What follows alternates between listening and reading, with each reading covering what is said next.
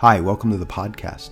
Last time we looked at Wilhelm Wundt's influence on contemporary research psychology, but today we're going to look at something a little different. We're going to look at a handful of theorists who took a different view of psychology and what psychology was all about. And their theory was intriguing, thought-provoking, highly philosophical, and I think very useful for us to consider today. I'm talking about Franz Clemens Brentano, Karl Stumpf, Edmund Husserl, and Hans Vaihinger. That's today on the Dr. Joby podcast.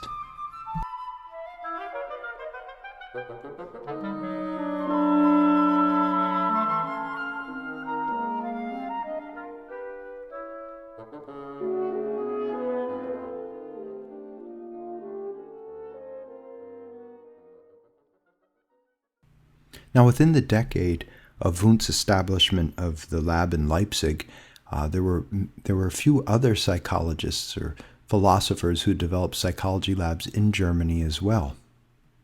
And often these figures are overlooked with the exception of a history of psychology course, but their ideas and their research are very relevant to contemporary psychology. In the same year that Wundt published his Principles of Physiological Psychology, that's 1874, Franz Brentano, who was born in 1838, died in 1917, published his book, Psychology from an Empirical Standpoint.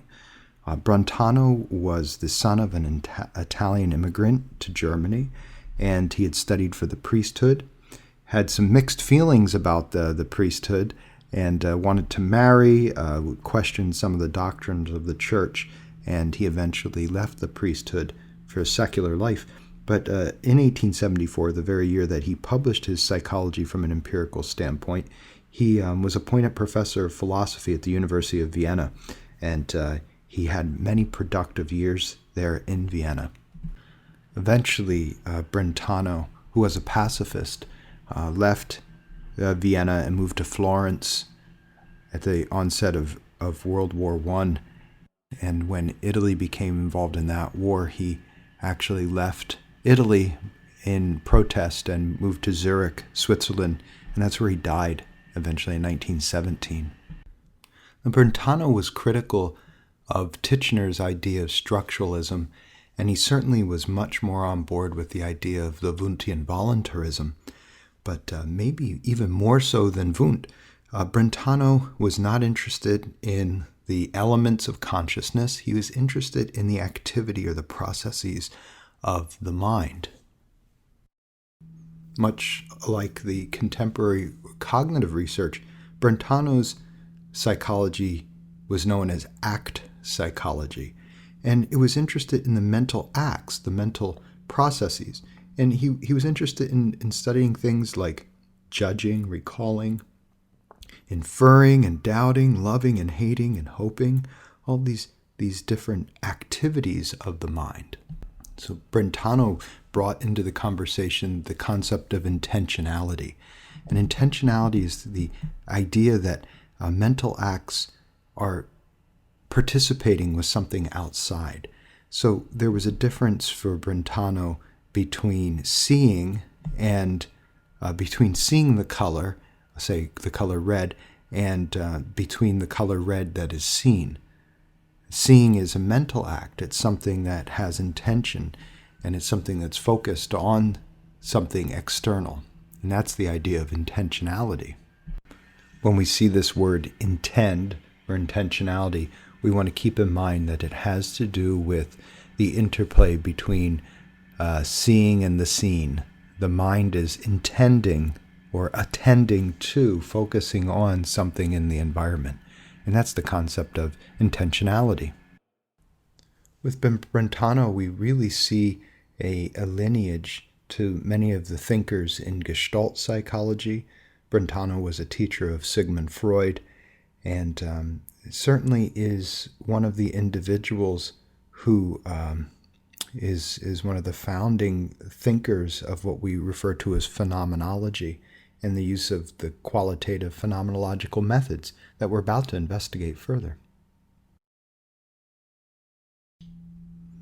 An individual who had studied both with Wundt and Brentano was Edmund Husserl. Husserl lived from 1859 until 1938, and he's usually considered as the father of phenomenology. Martin Heidegger dedicated his book, Being in Time, to Edmund Husserl. Husserl was a philosopher who was very oriented towards logic and mathematics, and his most famous work, published in 1900, is called Logical Investigations. And Husserl was very much interested in Brentano's idea of intentionality. That's the idea that mental acts are functional in the sense that they are directed towards something outside of themselves. So in this sense, intentionality was the way that we make contact with the outside world. But for Husserl, studying intentionality, it was only one way of understanding knowledge, and it was directed outwardly.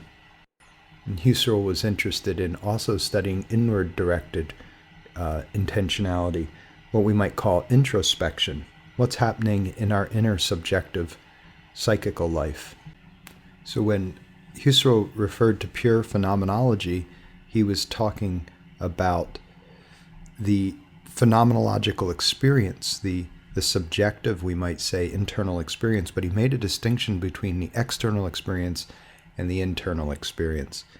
And the phenomenon was the entire mental event that brought about our experience of whatever it is we were looking at, what we might call the objective reality. You can see that this runs into some problems if we're looking at psychology as pure natural science that's objectively, outwardly focused. Listen to the words of Jennings in 1986 that describes Husserl's skepticism of using the methods of natural science as the exclusive way for studying psychology. Historically, psychology adopted the experimental methods used by the physical sciences, despite the fact that the mental events lack the physical tangibility of natural events. Because it hoped to claim the same authoritative knowledge enjoyed by the physical sciences. However, psychology could not simply adopt the experimental method without also adopting its implicit naturalistic perspectives and the philosophical problems inherent in that belief system. First, the new scientific psychology actively disallowed any study of consciousness by direct seeing of what consciousness is like, because such a procedure was regarded as unscientific introspection. Second, and more important, psychologists were forced to ground the non-natural phenomenon of consciousness in physical events that could be studied experimentally. This problem is analogous to a fool who tries putting 12 oranges into an egg carton because the egg carton did such a great job of neatly ordering eggs. Instead of finding a new container suitable for holding oranges, the phenomenological study of consciousness, the fool cuts and tapes the egg carton until the oranges will fit. Or worse yet, the fool mangles the oranges themselves in a misguided effort to force them into egg cartons. This is the experimental study of consciousness. So here we really see an illustration of what the problem is for phenomenologists with exclusive experimental psychology. The phenomenologists propose that there are some aspects of the human condition that are well suited to be studied as in the experimental methods, the empirical methods of experimental psychology or the natural sciences, and there are other areas of psychology that are best studied through other means. But what are those other means? Well, those other means were developed in this instance by Husserl, Brentano, and on to Heidegger through something called phenomenology. But this is also, let's keep in mind, what Sigmund Freud proposed as his new science of psychoanalysis. The idea of psychoanalysis was that the human condition needed something beyond natural science to consider it in its totality, and that's what Freud called the new science. So Husserl's warning was that we needed to avoid a psychology that emphasized experimentation without any regard for thinking and exploration of the experience that takes place, in the meaningful experience that takes place in our human experience. So experimentation using the methods of natural science is fine. However, it needs to be balanced and informed by thoughtful phenomenological experience. Today we might find this in the experience of looking at of experimental designs or research articles that focus on the statistics or the experimental effects of certain events in psychological research without any type of meaningful context or human experience of those things. There seems to be a certain validity that is placed on this positivistic view. It feels something like real science when we exclude the human experience of the whatever it is that's being investigated. Carl Stumpf was born in 1848 and died in 1936, and he became the driving force of the psychology department at the University of Berlin. And he established a laboratory there, and it was known as the Psychological Institute. And it was probably the foremost rival to Wundt's lab in Leipzig at that time. Now, there's something interesting about Stumpf and Brentano and Husserl and the other phenomenologists is they all seem to have some sort of musical background. And Carl Stumpf was a master, a virtuoso at least one instrument, had mastered up to 5, and music theory seems to have played a role in his understanding and worldview of psychology, as I think most phenomenologists, including the Gestalt psychologists, have found something about the ideas of music theory to inform their ideas of perception and consciousness. In fact, Stumpf published a 2-volume work in 1883 and then in 1890 called The Psychology of Tone. Stumpf was also interested in the methodology of psychology, and he felt that philosophy and psychology and science could not be parsed from one another, and that a responsible, thoughtful psychologist did not limit themselves to experimental data, but considered the philosophical, ethical, and perceptual consequences of the phenomenological experience. So Stumpf was really a proponent of studying the phenomenal experience rather than the empirical or experimental or positivistic quantification of that experience. For example, if we take a room temperature, the temperature in the room as measured empirically, positivistically, will give us a numeric quantitative reading. That is quite a different experience than the qualitative experience of the room temperature. So I can feel cold, I can feel warm, I can have different experiences of the essence of the room. And although there might be some corresponding measurement of that, it's often separate from the phenomenological experience. So Stumpf was another proponent saying, let's pay attention. Let's not get caught up in the quantification. Let's have a well-balanced psychology that explores not only the measurement of, but the experience of phenomena. In the early 1900s, there was a retired math professor, Wilhelm von Osten, in Berlin, and he was astounded because he found that he could teach his horse to do complicated mathematical computations.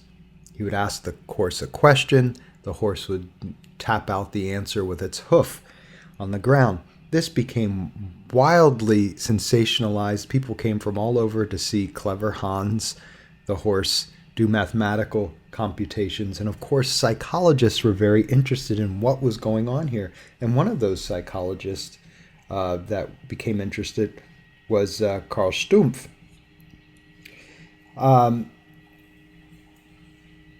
Stumpf assigned another colleague, Oscar Funkst, who was his graduate student, to investigate this clever Hans phenomenon. And Funks took a very experimental and empirical approach to understanding what was going on with clever Hans. What eventually came to be called the clever Hans phenomenon, Funks found that once the horse and the questioner were isolated from one another, so the questioner could not be seen by clever Hans, and clever Hans could no longer answer the questions correctly. This clever Hans phenomenon is the idea that we communicate subtle influences on how we would like another to respond. Of course, this was then, the implications for this was investigated by Rosenthal in the 1960s, when he found that experimenters could actually influence the outcome of their subjects' responses just based on completely unconscious body language and voice inflections. Someone who became very influential on the Gestalt psychologists was Hans Weihinger. Weihinger was born in 1852 and died in 1933, and his most influential book is called The Philosophy of As If. And his point of the philosophy of As If, which was published in 1911, was that we have no idea of knowing that our sensory experiences, our perception is real, but we treat them as if they are real. That's as if philosophy. Listen to Weihinger in his own words. Just as the clam, when a grain of sand gets beneath its shining surface, covers it over with a self-produced mass of mother of pearl in order to change the significant grain into a brilliant pearl, so only still more delicately the psyche, when stimulated, transforms the material of sensation which it absorbs into shining pearls of thought.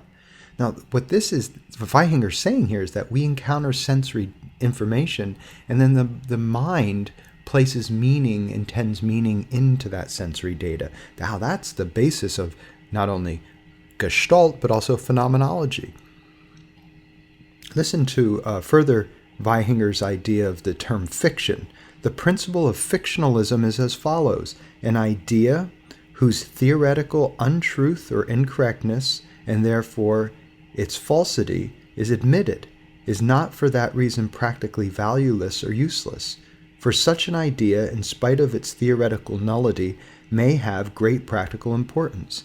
Now, what Weihinger is proposing here is something that William James, the pragmatists, Peirce and Dewey, all proposed previously, and that is the difference between the real and the true. Something can be true without being real. And this is the bedrock of pragmatism, and we see it reflected here in Weihinger as well. Weihinger warned that we should not mistake our theoretical models as being real. They're useful. They're true as far as they can be used. But as far as it being a reality or the realness of something, or often individuals who take a mathematical worldview will say that the world is mathematical. Now, this is taking a theoretical, claiming the reified nature of a theoretical system. We have to always keep in mind that what we're viewing the world as if it is, as if our experience was real, as if the theory was real. The theory can be true, but it's not necessarily real. Let's listen to Weihinger's words on our ultimate, perhaps, fiction. The thing that might be true but is not real is our idea of freedom. We encounter at the very threshold of these fictions one of the most important concepts ever formed by man, the idea of freedom. Human actions are regarded as free and therefore responsible, and contrasted with the necessary course of natural events. We need not here recapitulate the familiar antinomies found in this contradictory concept. It not only contradicts observation, which shows that everyone obeys unalterable laws, but it also self-contradictory.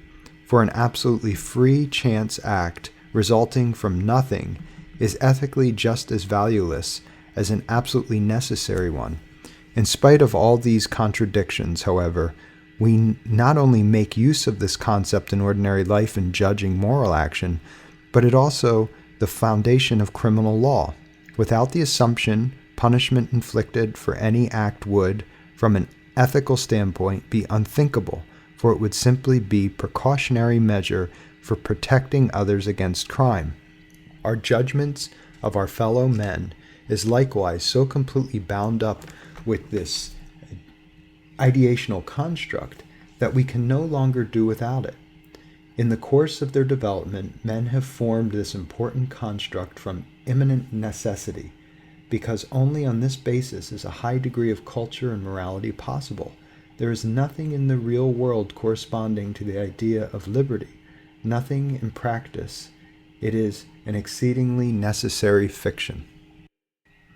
We'll find that phenomenology will inform a movement in mid-20th century psychology that continues through this day.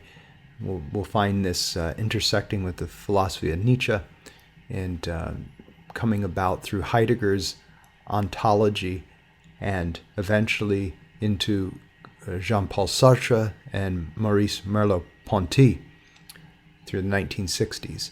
Today we have the emerging field of embodied psychology or phenomenological existentialism, and these all have their foundational roots in the soil of the figures of Stump, Husserl, Brentano, and Weyinger.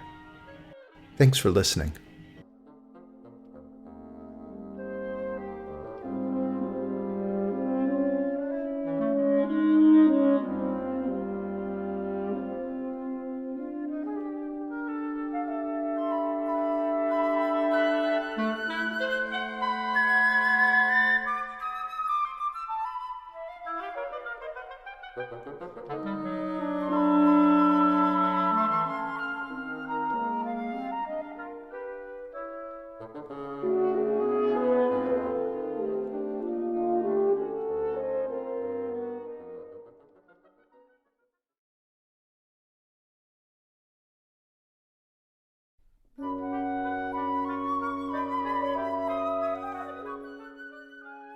Hi, this is Dr. Joby. Welcome to the podcast.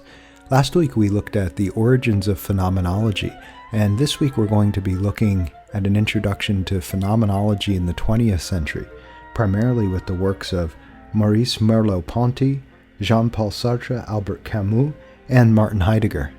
That's Phenomenology in the 20th Century on the Dr. Joby podcast.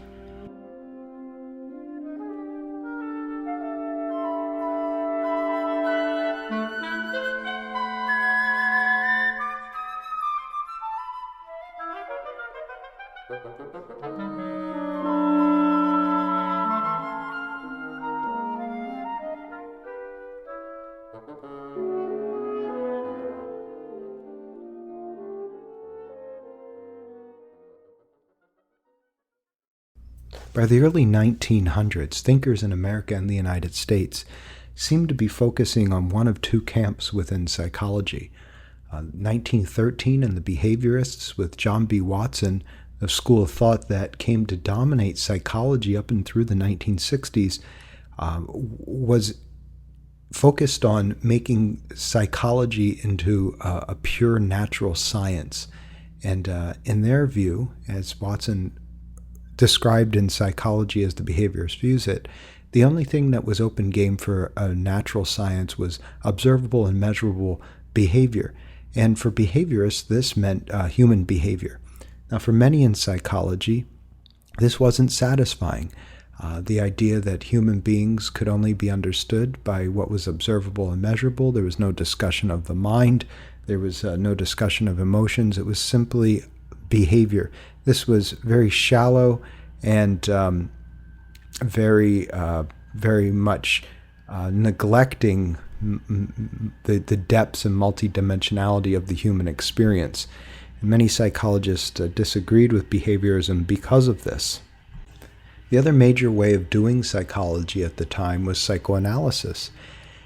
And psychoanalysis was very deep, and it also had a limitation, which was it focused on pathology. It focused on the idea of making someone normal.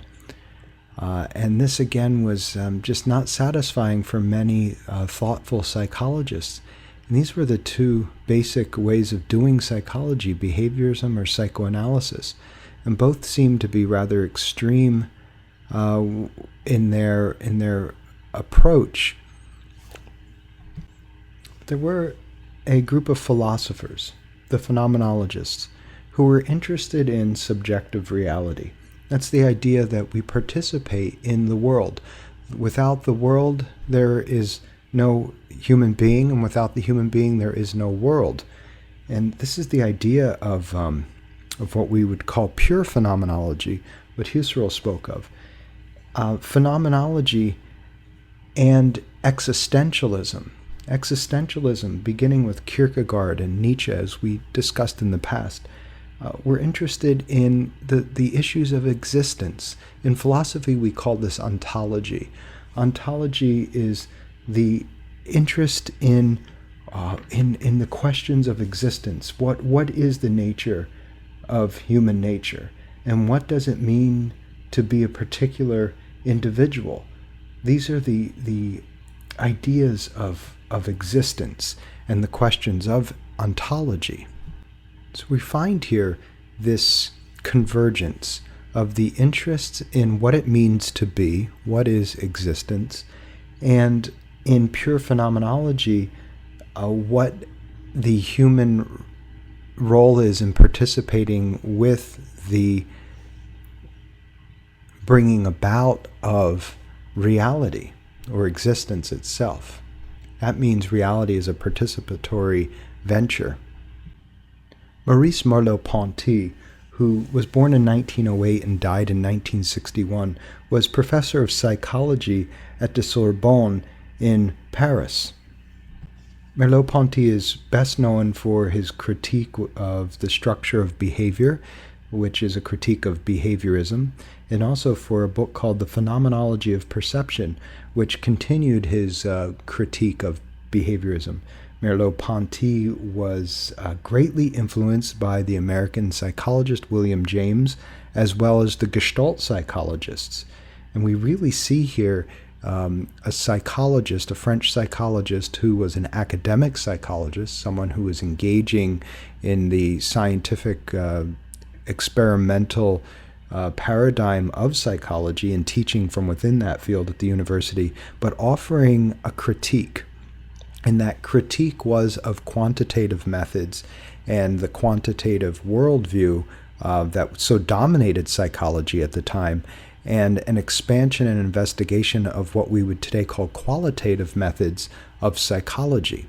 To this day, the French university system, psychologists will study Merleau-Ponty's The Phenomenology of Perception.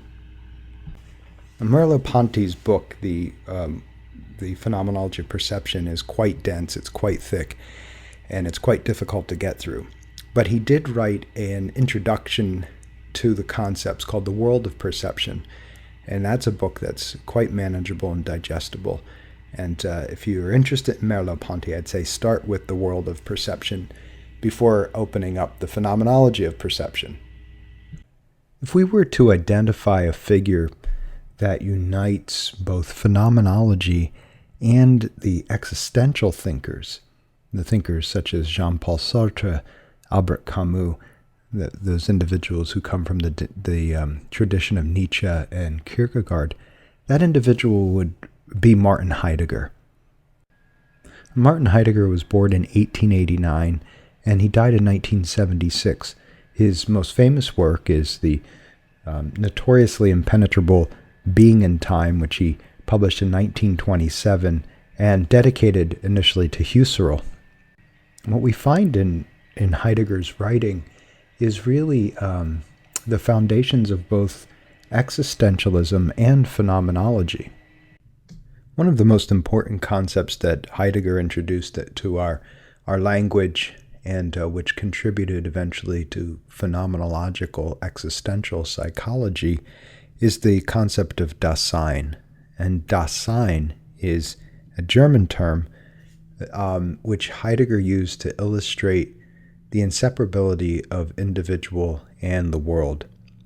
So whereas experimental psychology was seeking to objectively describe a world that all human beings experienced independently, so in other words, an objective reality, which necessitates a subject and an object, an observable person called the subject, and the external world called the object. This is the subject-object split. This is the foundation of experimental psychology, of the empirical movement to objectively study the objective, the object universe. Heidegger said, there is no subject-object split. Dasein is, in essence, saying without the world, humans do not exist, and without humans, the world does not exist. This is a participation reality. The external world is an internal world. It's a participation. This isn't to say that nothing is out there, as in solipsism. It's the idea that everything is created in the mind. It's all inside the individual. This is the idea that there is no subject-object. There is Dasein. So we don't talk about a person. We don't talk about personality. We talk about Dasein. Dasein is being in, through the world. It's sometimes difficult for us to wrap our heads around this idea of Dasein, and that's because we are thinking from subject-object worldview. To get to grasp the concept of Dasein, one has to surrender or bracket out or dismiss the idea that they are a subject living and viewing an object. Instead, we need to discard this idea of objectivity and subjectivity and think of a manifestation of reality that comes into play between the mind and the world. That's Dasein. For Heidegger, Dasein is unique in the human experience. It's the process of existing. It's a process of choosing, of evaluating, of accepting and rejecting. It's not a static being, as in a physical sense. It's more of a human becoming. And we make a distinction. Heidegger makes a distinction between being and being. Being is, as in a human being, is the physical substance that takes up space. That's being. And being is the idea that of existence. One is to be in existence, being. So when we're reading Heidegger, we always need to keep in mind the distinction of being and being. Some translators use a capital B in being for existence being and a lowercase b for physical being to make this distinction. But this is something that one needs to keep in mind when approaching Heidegger. Heidegger was one of the first to point out that we come into the world against our own will. We don't choose to be here. Our parents bring us into this world. We're born. And the fact that we're thrown into the world in this way is what Heidegger referred to as thrownness. Thrownness means we had no choice. We were thrown into this situation. And Heidegger said that we need to be aware of this, that at the base of our existence we have either consciously or unconsciously, either we're aware of it or unaware of it, we have some emotional residue of being thrown into a situation. We didn't ask to be here. Heidegger said that this is something that we have to come to terms with, the nature of our existence, and that we should strive towards living an authentic life. And the authentic life has some issues, that one must address and work through, to think about, in order to live authentically, to live on one's own terms. One of those things is mortality, the fact that one day I must die, the idea that death is the very thing that brings meaning to our existence. It's finitude. The second, of course, is meaning. Death brings about the insistence of meaning in our existence. Now, Heidegger said when we avoid some of these questions, when we avoid death, when we avoid seeking out the purposefulness in our life, when we avoid the angst or the anxiety and the guilt that we can encounter in existence, we begin to live an inauthentic life. And the inauthentic life is lived with a sense of moving very fast. In other words, not thinking, not stopping to look, not stopping to think, just moving, keeping in a constant state of distraction. This state of distraction, which Heidegger refers to as fallenness. Fallenness is the idea of just becoming part of the herd without questioning, without thinking or approaching any of the things that would lead toward an authentic life. This is moving very quickly so as not to encounter things that would cause too much of an existential threat. So this would be consuming mindless culture, commodification of culture that keeps us thinking and feeling on a surface level, continues an illusion, such as the narrative that the happily ever after, the happy ending story, movies and songs that we know will end. We know how they will end before we even begin consuming them. This is the life of the fallen individual. It's the life that Nietzsche referred to as the herd. Heidegger claimed that when we feel boredom, that boredom is our moment when we come into absolute contact with our existence. This is without distracting ourselves.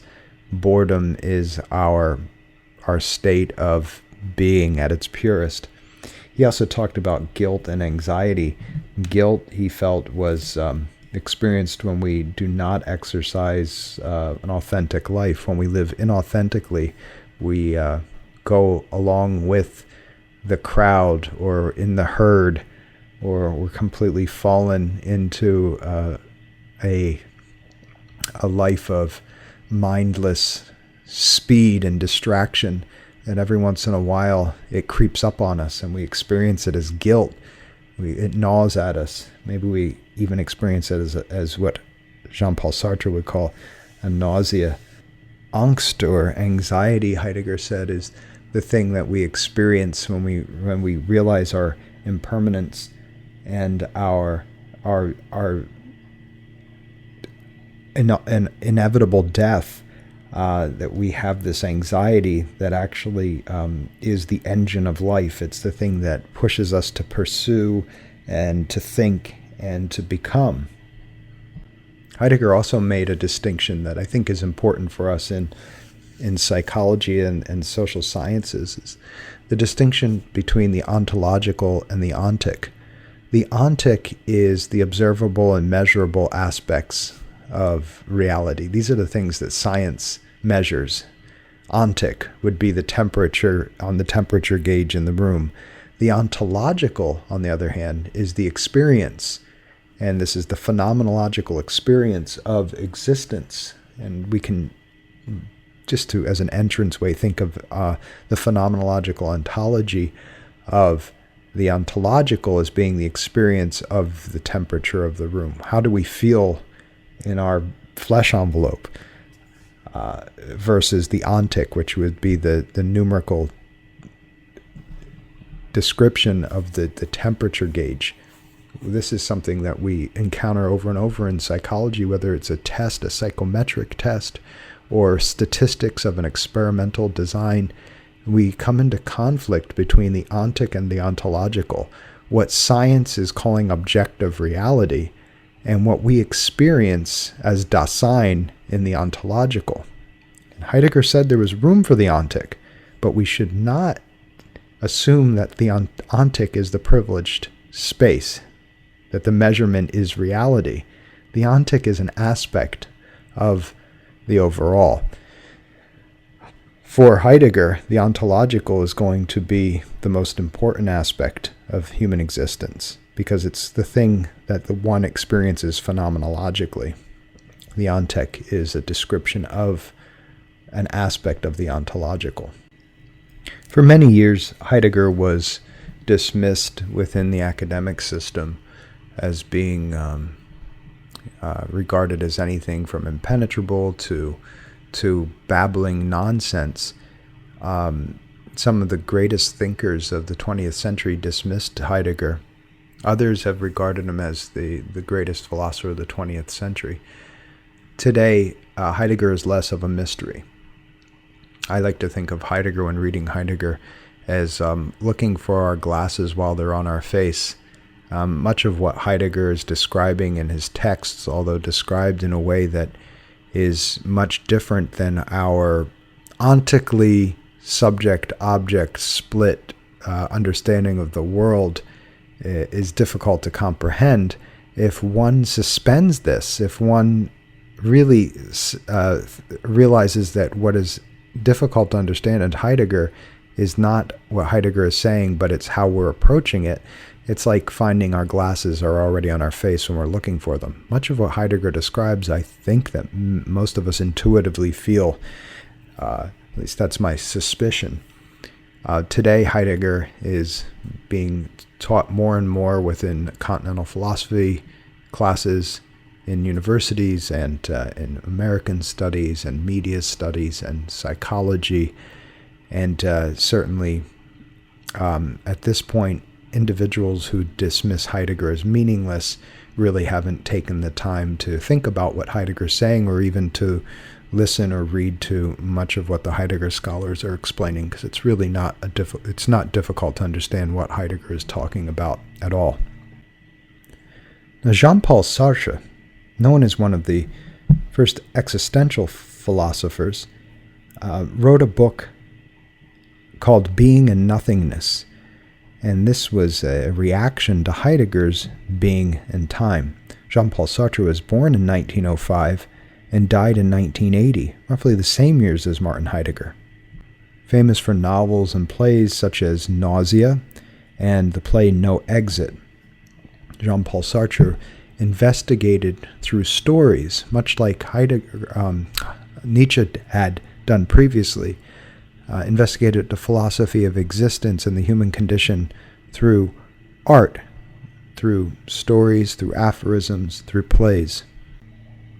Jean-Paul Sartre discussed the idea of bad faith, and bad faith is akin to Heidegger's concept of the inauthentic life. Bad faith is when we use other people as a means to an end, rather than as an encounter with other human beings. The life of bad faith, the inauthentic life, is one of fallenness, one of the herd mentality, one of mindless consumption and fast moving, rather than careful contemplation and thinking and personal development. For Jean-Paul Sartre and the existentialists, the answer to the question, what is the meaning of life, is to ask the question, what is the meaning of life? Albert Camus lived from 1913 to 1960. Camus was principally interested in what we talk about as the absurd, the inherent meaninglessness of life, and our struggle and responsibility to create meaning in a meaningless existence. This is referred to as the absurd. The absurd was also explored by Irish playwright Samuel Beckett in plays such as Waiting for Godot and Krapp's Last Tape and Endgame. These all deal with existential issues. the existential issues of the absurd, of meaning, of purposefulness, and of mortality. The existentialists, the phenomenologists, and eventually Heidegger's idea of ontologist, the ontologist, came together to create what we refer to in psychology, and principally it's a therapeutic psychology, but it also branches into research psychology through Merleau-Ponty, the idea of phenomenological existential psychology. And it has also manifested primarily in the United States and the UK under the term humanism. Now, before we get into humanism, let's consider one of the foremost existential psychologists of the 20th century and also of today, Irvin Yalom. He describes the four main issues of existential psychology. These are the inevitability of death, freedom and responsibility, the idea of existential isolation, our separateness from others, and our duty, our responsibility to create meaningfulness in a meaningless existence. So for the existential psychologist, the idea is not about finding oneself. The idea is about creating oneself. Now, next week we're going to be looking at the existential psychologists, and talking specifically about Ludwig Binswanger, George Kelly, Rollo May, Carl Rogers, Irvin Yalom. So next week we'll be looking at existential psychology on the Dr. Joby podcast. Thanks for listening.